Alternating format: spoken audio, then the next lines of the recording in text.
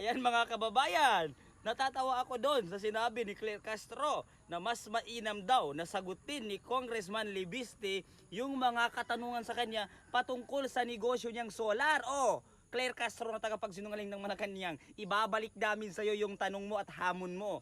Ito ang dapat mong sagutin. Yung sinabi ng presidente mo na ipapakulong niya ang mga kawatan bago magpapasko at kayo'y gumagawa ng malawakang investigasyon. Mga tamad kayo, hanggang ngayon wala pa rin kayong naipapakulong, wala pa rin kayong naiimbestigahan mga kababayan. At ang naipakulong nyo lang yung bata-bata yung si Diskaya at ipinakulong nyo rin ang kaibigan yung si Bong Revilla mga kababayan. No? Ang gusto naming makita sa loob ng kulungan yung si Martin Romualdez, si Bongbong Marcos at si Zaldico at iba pang kasabwat ni Claire Castro sa paglustay at pagnakaw sa pera ng taong bayan mga kababayan.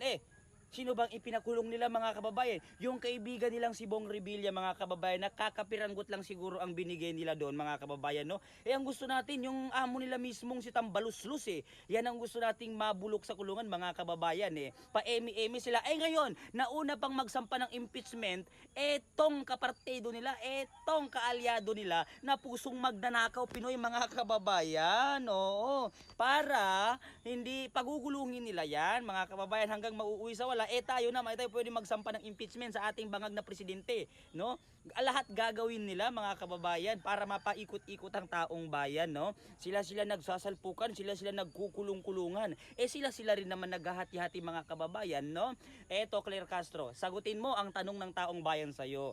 Kung saan na yung sinasabi mong malawakang investigasyon, kung saan na yung sinasabi ninyo na meron kayong maipapakulong bago magpapasko, saan na yung may mga warrant to arrest na congressman. Yan ang dapat mong sagutin Claire Castro na tagapagsinungaling ng Malacanang.